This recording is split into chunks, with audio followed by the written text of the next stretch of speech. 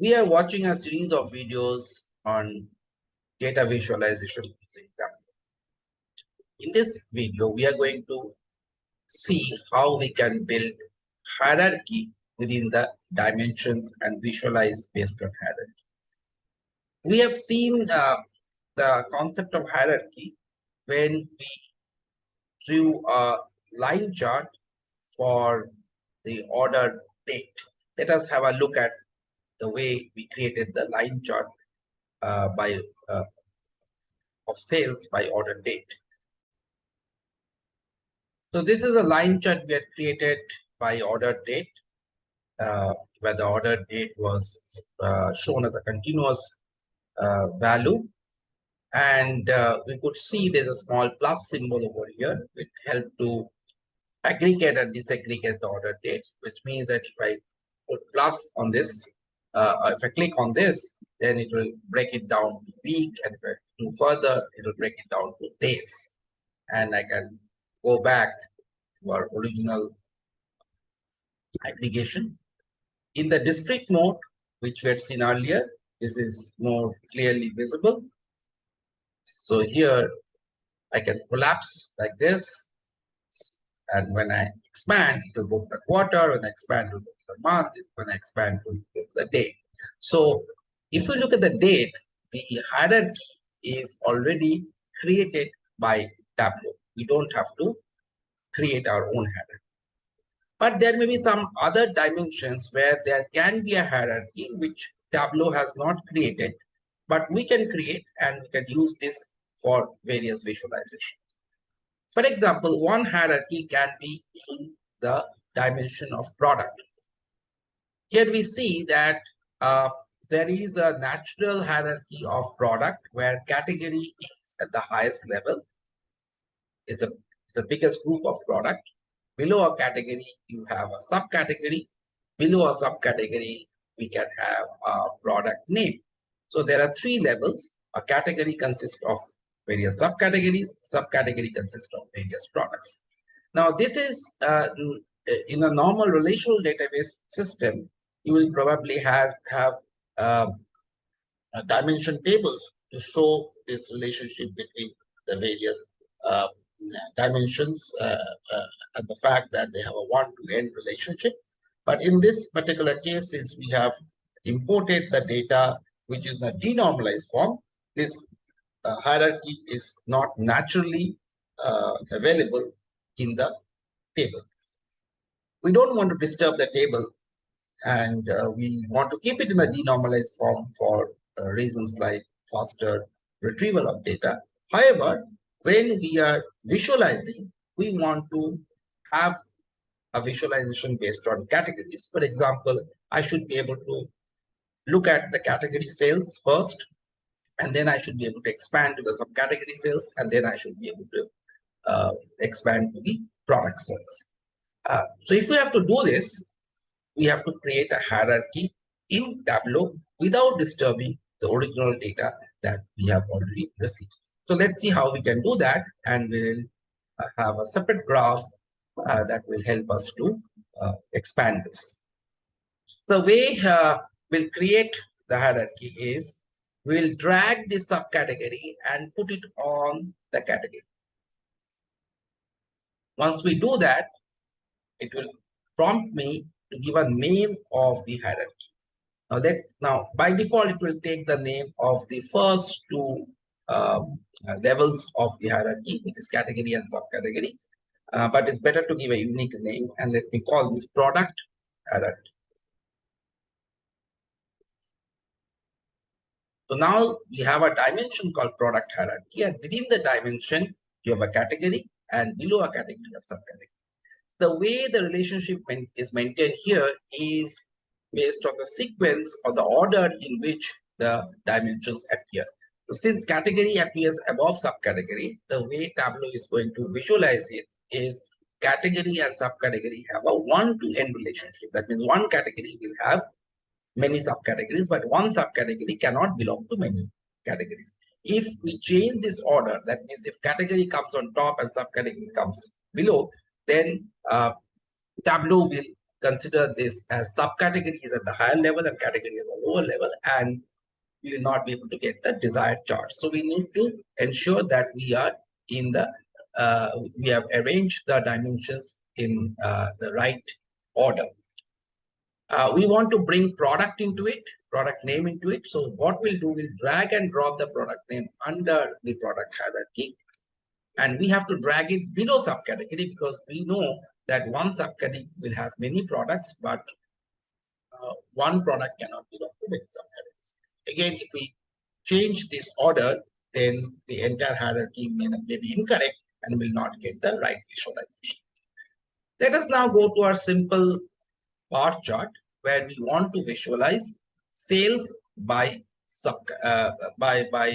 category or subcategory, but this time we want a way by which we can explode. That means we'll first see the sales by category, and then we should be able to explode that to subcategory. Then we should be able to explode that to the product name the way we did it for the year, month, quarter, month, and day. We should be able to do a similar kind of thing over here on the product hierarchy. What we need to do is we'll bring this time the product hierarchy in the column instead of taking any specific category or subcategory, etc.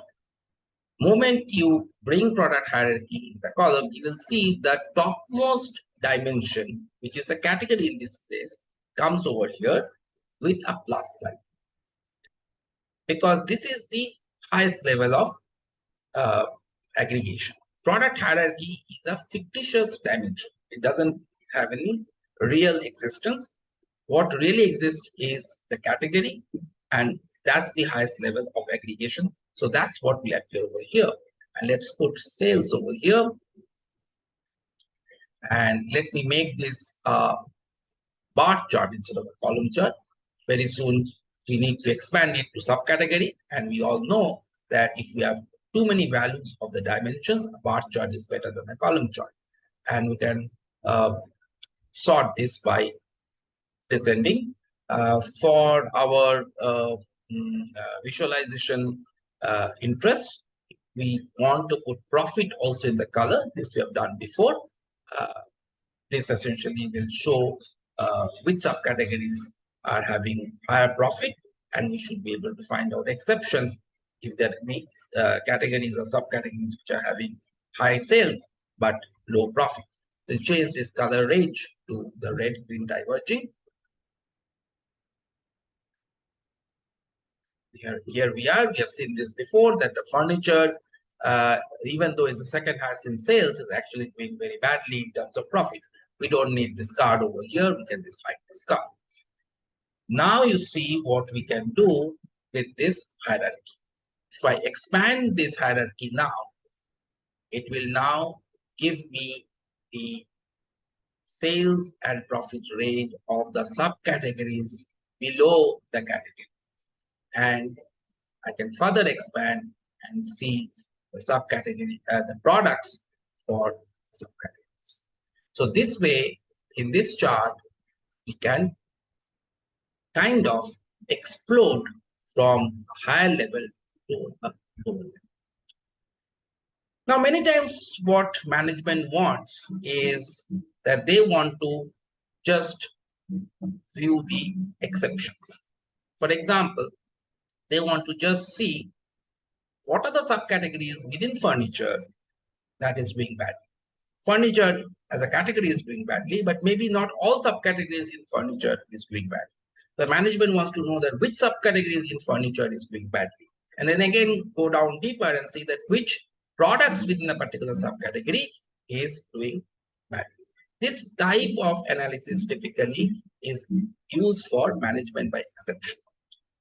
In visualizations, we use the concept of drill down.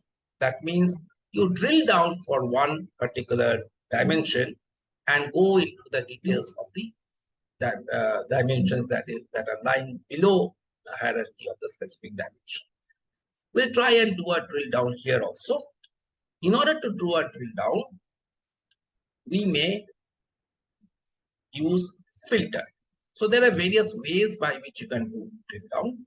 Uh, One way is putting it in a filter. So I can put the category in the filter and just select, let's say, furniture. And then, so we have only furniture here. And then we can drill down further into this.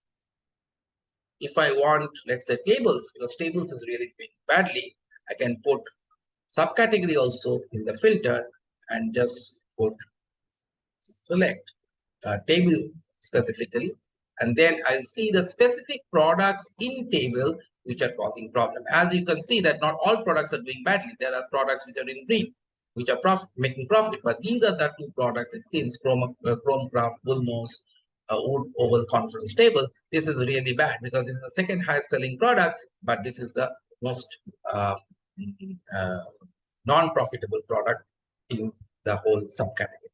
So this is a typical example of management by exception. However, this method of filtering has a problem. The first problem is that these filters can be set only by the designer of the chart. That means whoever is creating the chart can make these filters. Whoever is viewing the chart or whoever is using the chart will not be able to change this filter. For example, if I now want to filter on something else, maybe office supplies, I have to go back over here in the filter and edit the filter and change this to office supplies. That's the only way I can do it. I cannot do it by uh, at the chart level itself. If I'm just a viewer or a user of a chart, I'll not be able to change this. Secondly, as you can see here, that moment I filtered the office furniture, initially it was everything was there, and I could clearly see that office furniture was not uh, profitable. Let me select all of them. All.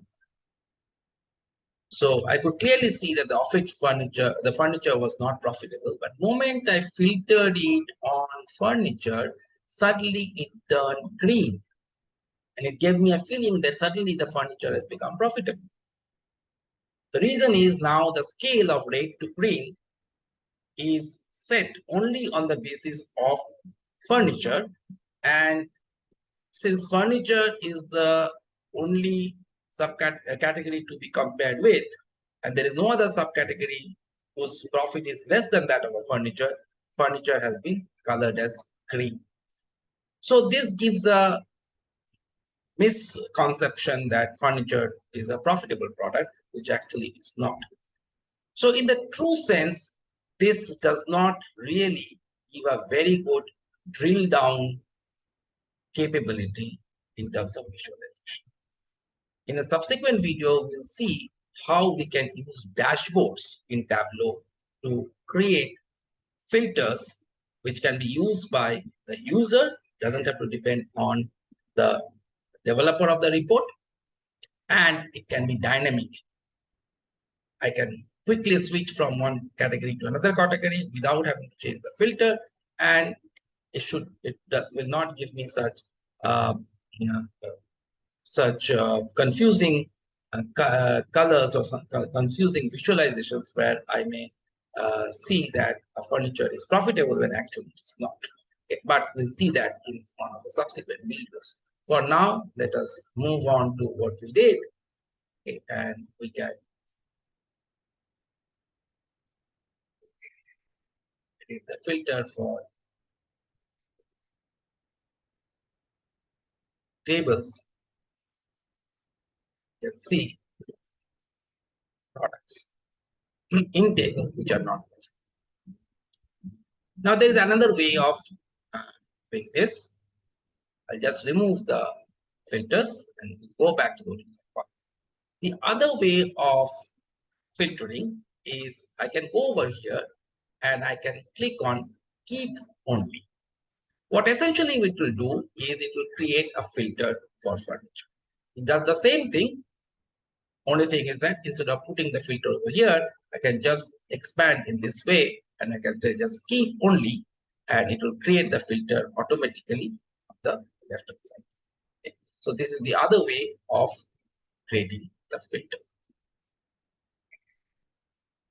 So we see that how we could have created the filter on one of our dimensions using the hierarchy. In this case, the hierarchy was built on the product related dimensions, which is category, subcategory, and uh, product name. Let us bring it back to our original form just to ensure that we are in the same place, and uh, just put the filter over here just for uh, knowing that we can filter, but we are not filtering any specific value. If we have to filter this, we will select specific values and filter. Remember to uh, name this chart clearly. Sales, profit, product hierarchy with filter.